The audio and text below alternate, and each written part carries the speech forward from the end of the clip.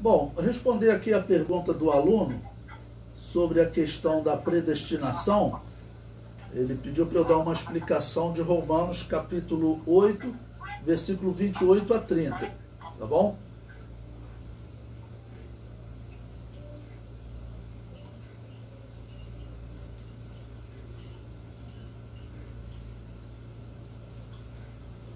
Diz assim: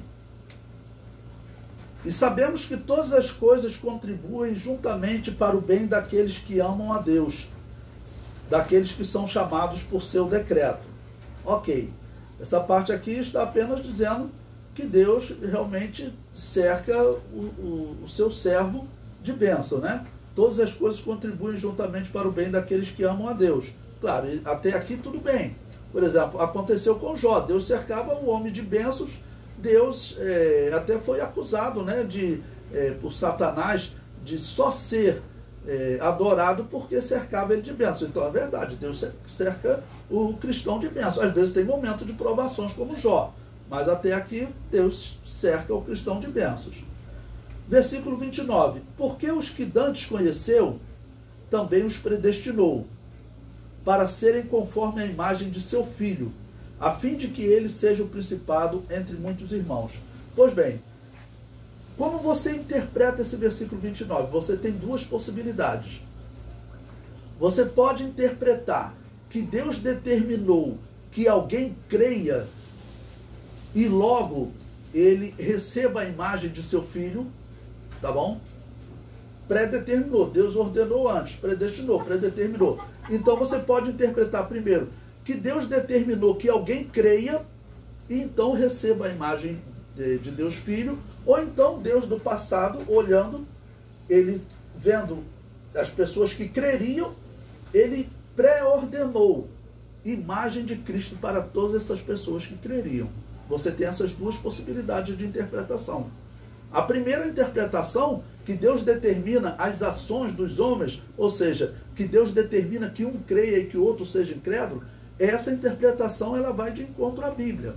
Ela é claramente herética. Historicamente não existe dúvida. Essa participação, quem inseriu nela foi um teólogo da Babilônia apocalíptica, né? Eles e os bispos, né, dele lá em 410 a.C., Agostinho, e ele, a história mostra de onde ele tirou essa heresia. Ele tirou de uma seita espírita cristã, assim como é que ela é definida na história, chamada maniqueísmo.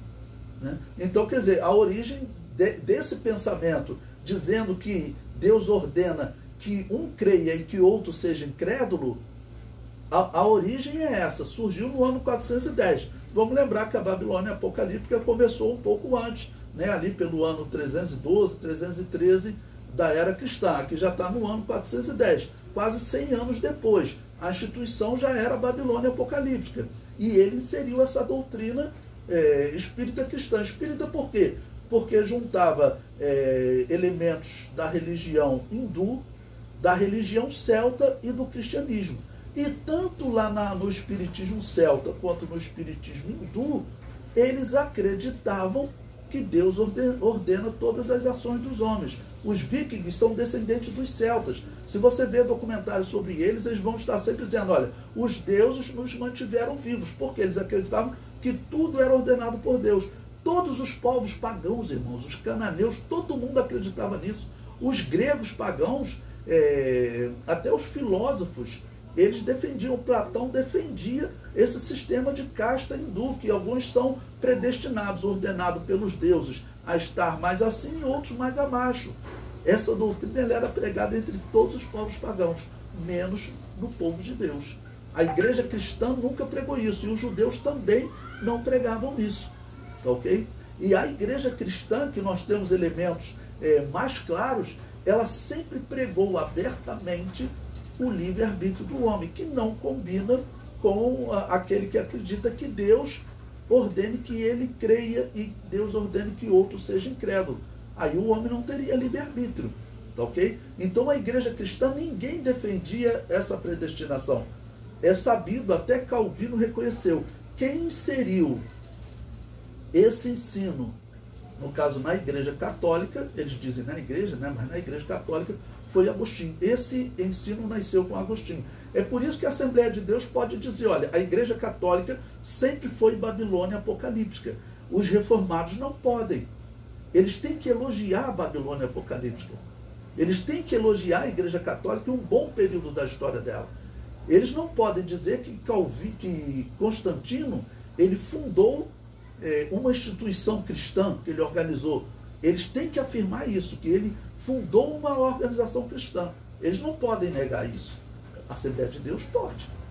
Né? Por quê? Porque a Assembleia de Deus não acredita nessa doutrina que foi inserida no seio católico. Então, quer dizer, você acreditar que Deus predeterminou que alguém tenha fé ou seja incrédulo. Esse é o erro deles. O erro deles está aqui. Entendeu? Nesse versículo você pode ver um erro deles. Na verdade, Deus está pré-ordenando a imagem de seu Filho para quem creia. Porque Jesus, ele ensinou sobre predestinação, você pode ver que eles nem falam. Mas quando que Jesus falou sobre predestinação? A mesma temática desse versículo 29, você tem nas palavras de Jesus quando ele disse, olha, aquele que crer e for batizado será salvo. Ou seja, ele está predeterminando que o homem creia e seja salvo, ou ele está predeterminando salvação para o homem que crê? Claramente, Jesus está predeterminando salvação para o homem que crê. Isso é muito claro na Bíblia. Né? Essa doutrina, ela só passa mesmo entre grupos que não são cristãos. E que tem que estar com alguma cegueira diferente. Porque se você explicar isso para o não crente vai ficar enrolado. Vou citar um exemplo. Quando teve o ataque às Torres Gêmeas, né, entrevistaram diversos cristãos. Entrevistaram uma cristã, a filha do Billy Graham. E perguntaram a ela, se Deus é bom, por que Deus permite essas coisas? Né? Ela falou o seguinte, olha, Deus é bom, ele é tão bom que ele deu livre-arbítrio aos homens. Deus quer proteger os americanos, mas todos os dias os americanos estão pedindo para Deus se afastar dele. Essa é a pregação cristã, que o homem tem livre-arbítrio. Aí entrevistaram também John Piper, um teólogo calvinista. Né? Se Deus é bom, por que ele permite essas coisas? Ele falou o seguinte, Deus não permite. Tudo isso que vocês viram aí, aquela ira no coração daqueles homens que vão jogar os aviões contra os prédios, aquilo ali foi colocado no coração deles por Deus. Deus ordenou que eles fizessem aquilo, Deus ordenou cada pessoa que estava dentro daquele avião, tudo aquilo ali foi ordenado por Deus. Mas por quê? Para mostrar que ele é soberano. Então, qual a lógica disso? Então, o que o texto está pregando, né? Porque os que dantes conheceu, também os predestinou para serem conforme a imagem de seu Filho. Então, olha, Deus conheceu, né? Esse aqui vai ter fé. Deus olhando de lá, Deus conheceu, tá ok? E Deus, ele ordenou então que o homem recebesse a imagem de seu Filho. Né? É aqui, por exemplo, que eu coloco uma diferença para o arminianismo. O arminianismo, no meu ponto de vista, tem um erro também. Ele, claro, rejeita aquela loucura que Deus ordena todas as atitudes dos homens. Mas ele diz o seguinte, que Deus, na verdade, ordena que um tenha fé e outro seja incrédulo. Mas Deus faz isso já sabendo que aquele homem terá fé. Ou seja, então, segundo o arminianismo, Deus olha para o homem e diz o seguinte, esse aqui vai ter fé, então eu vou pré-ordenar ele a ter fé. Qual a lógica disso? Então, nesse ponto, o arminianismo, ele fica ilógico. E aí talvez se torne até difícil você converter um calvinista, porque você convertendo com um argumento ilógico, porque não tem lógica, Deus ordenar o homem que ele sabe antecipadamente que vai ter fé, Deus ordena ele a ter fé. Não, isso está errado também. Você tem que ler esse versículo 29, então, da seguinte maneira, olha. Porque os que dantes conheceu, né? Como que Deus conheceu? Deus identificou algo no homem, o quê? A fé. Tá bom? Deus conheceu essas pessoas. Para você conhecer alguém, você identifica alguma coisa na pessoa. Então, Porque os que dantes conheceu, primeiro Deus conheceu, identificou o quê? Fé no homem. Também os predestinou para serem conforme a imagem de Deus Filho. A leitura é perfeita, tá bom? A leitura é perfeita. Aqui, quer dizer, o que eles estão dizendo é que Deus, por exemplo, na verdade, não conheceu ou não identificou nada no homem, né? Mas quando diz que aqueles que ele conheceu, então ele olhou, conheceu, esse aqui terá fé. Então eu vou predeterminar que ele tenha a imagem do meu filho. É isso que está escrito no texto. Tá bom? Então, relendo o versículo 29. Porque os que dantes conheceu, ou seja, os que dantes Deus identificou que tinha fé, também os predestinou para serem a imagem de Deus Filho, a fim de que ele seja o primogênito entre muitos irmãos. Amém. A terceira parte do versículo só está dizendo o seguinte: Jesus é o primogênito porque ele é o primeiro a receber o corpo, né? E com essa nova imagem da criatura, e depois os irmãos receberão. Mas veja que o versículo começou dizendo que Deus primeiro conheceu, depois predestinou a essas pessoas. O versículo 30, aí diz, né? E aos que predestinou, bom, você tem que ler de acordo com o versículo 29, é contexto, não pode fugir, né? E aos que predestinou, então nós já identificamos que o predestinar, ele veio depois de conhecer.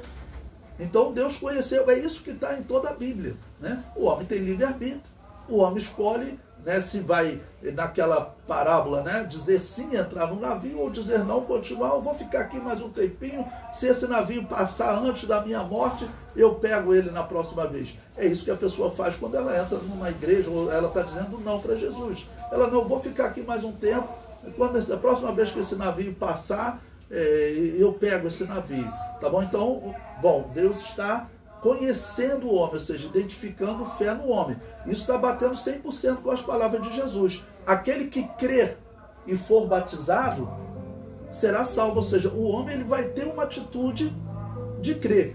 É isso que os cristãos pregam. Não é que o homem dobra o joelho e começa a dizer, Senhor, estou aqui feliz porque eu conquistou tudo isso, eu digo obrigado a mim mesmo, do que ele fala lá na ilustração dele, está totalmente errado.